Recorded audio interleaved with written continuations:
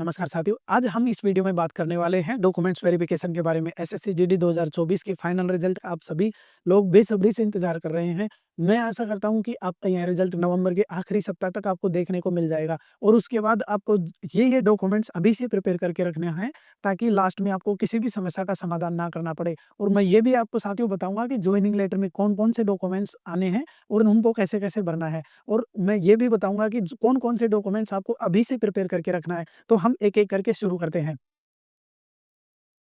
ये ये साथियों आईडी प्रूफ है, जिनके अंदर पैन कार्ड ले जाना कंपल्सरी है और इन दोनों में से आप कोई भी एक डॉक्यूमेंट्स ले जा सकते हैं। आप चाहें तो आधार कार्ड ले जा सकते हैं, चाहे तो वोटर आईडी कार्ड ले जा सकते हैं। उसके बाद 10th और 12th के अंदर साथियों यदि आपने फॉर्म के अंदर 10th, 12th और ग्रेजुएशन तीनों लगाया है, तो आपको तीनों के डॉक्यूमेंट्स ले जाने पड़ेंगे और यदि सिर्फ 10th से फॉर्म भरा है, तो सिर्फ 10th की मार्कशीट ले जाएँ। उसके बाद आप डिपार्टमेंट में तब चले जाएँगे, उसके बाद फिर आप इनको ऐड करवा लेंगे। फिर 10th, 12th से लगाया है, तो 12th का माइग्रेशन सर्टिफिकेट भी आपको ले जाना होगा और डोमिसाइल सर्टिफिकेट और साथियों एग्जाम जब आप एग्जाम सेंटर में बैठे थे तो उसका एडमिट कार्ड, फिजिकल और मेडिकल का एडमिट कार्ड और फिर ये जो डॉक्यूमेंट्स है ये आपको ज्वाइनिंग के टाइम ले जाने होंगे। इनके अंदर कौन-कौन से हैं? साथियों ये अटेंशन फॉर्म सबसे इम्पोर्टेंट होता है। अटेंशन फॉर्म इसको किस तरीके से भरना होता है, इसके अंदर साथियों एक छोटी-सी गलती भी आपकी ज़िंदगी बर्बाद कर सकती है, वो मैं बताऊँगा कैसे। आपके पास जो भी एनओसी सर्टिफिकेट है, एनओसी सर्टिफिकेट का मतलब होता है साथियों कि आप किसी भी अदर डिपार्टमेंट में हैं, वहाँ से नो ऑब्जेक्शन सर्टिफिकेट आपको ले जाना होता है। फिर आपको ओथ फॉर्म वहाँ भर के देना होगा, एक मैंडेट फॉर्म भर के देना होगा और एक कैरेक्टर सर्टिफिकेट आपको भर के देना होगा और एक 10 पासपोर्ट साइज़ फ़ोटो और 2 कैंसल चेक आपको ले जाने होंगे और एक बैंक पासबुक और एक एटीएम कार्ड। अब ये सारे डॉक्यूमेंट्स हैं जो जॉइनिंग के साथ आपको ले जाने हैं। तो जॉइनिंग लेटर के अंदर आपके पास अटेंशन फॉर्म आएगा, मैंडेट फॉर्म भी आएगा, ओथ फॉर्म भी आएगा, कैरेक्टर सर्टिफिकेट भी आएगा। ये सभी आपके जॉइनिंग लेटर के अंदर आएँगे और ये आपको सभी को भर के ले जाना है और 2 10 आप या तो 10 या 20 पासपोर्ट साइज़ फ़ोटो वहाँ पे लेके जाना है और 2 कैंसल चेक और बैंक की पासबुक और एटीएम कार्ड ये सभी आपके पास जॉइनिंग के टाइम जाओ तब ये सभी होने चाहिए। अब मैं आपको एक-एक चीज़ दिखाता हूँ। ये देखिए साथियों ओबीसी सर्टिफिकेट है। इनका सेंटर का फॉर्मेट अब आपने जो डोमिसाइल सर्टिफिकेट बनवाया था, जो वो डोमिसाइल सर्टिफिकेट नहीं चलेगा। अब आपको इस फॉर्मेट में आपको सर्टिफिकेट बनवाना होगा, जिसके अंदर एक उपखंड जिला अधिकारी की एसडीएम की मोहर लगेगी गोल वाली और उनके साइन होंगे और उनकी एक नॉर्मल मोहर आएगी वो लगेगी। अब उसके बाद पहले इसको पटवारी रजिस्टर्ड करेगा, फिर उसके बाद इसे एसडीएम रजिस्टर करेगा और आपको ये फॉर्म या तो मैं आपको प्रोवाइड करवा दूँगा नीचे डिस्क्रिप्शन में या फिर आपके जॉइनिंग लेटर में आएगा तब आप वहाँ से भी भर सकते हो। साथियों ये है चेतावनी फॉर्म।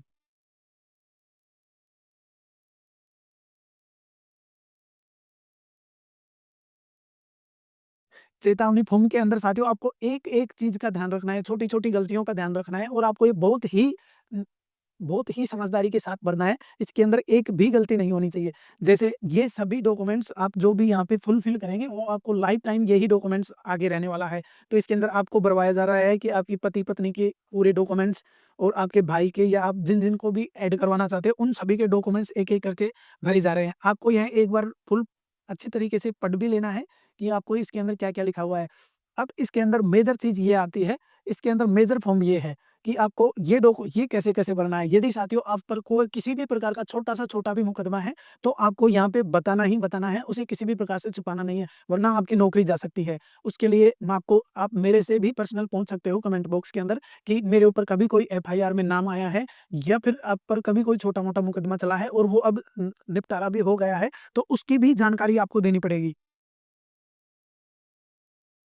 उसकी भी जानकारी आपको देनी पड़ेगी ताकि वहाँ से फिर दोबारा से एक फॉर्म आता है।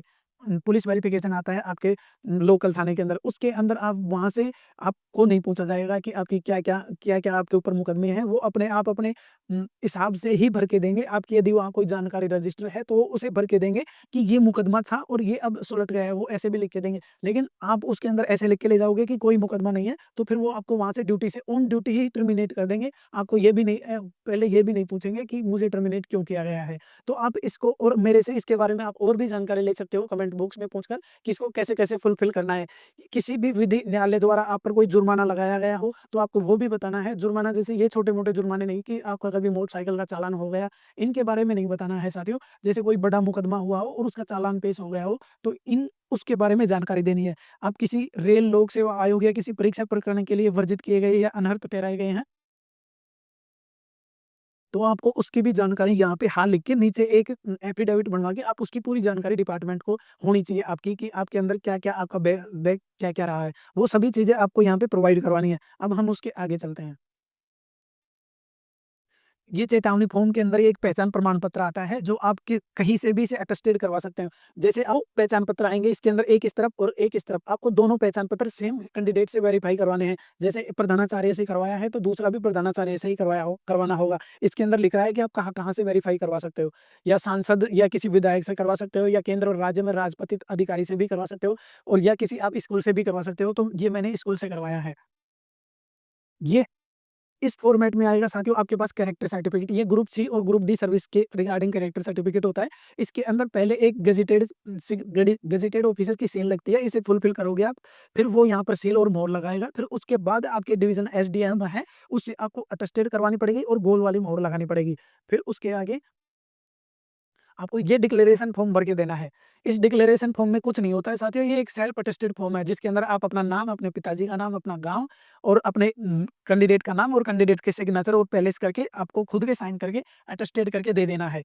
अब उसके बाद तो ये सभी डॉक्यूमेंट्स हैं, और आपका जब जॉइनिंग लेटर आएगा तो उसके अंदर क्या कौन-कौन सी क्या-क्या प्रक्रियाएँ होंगी, वो भी मैं आपको एक-एक बताऊँगा। लेकिन चेतावनी फॉर्म भरने से पहले साथियों एक बार आप मुझसे सजेशन ज़रूर लीजिएगा। मैं आपको एक-एक चीज़ बिना किसी डाउट के बताऊँगा और आपको एक गाइडेंस दूँगा बड़े भाई के तौर पर। Thank you.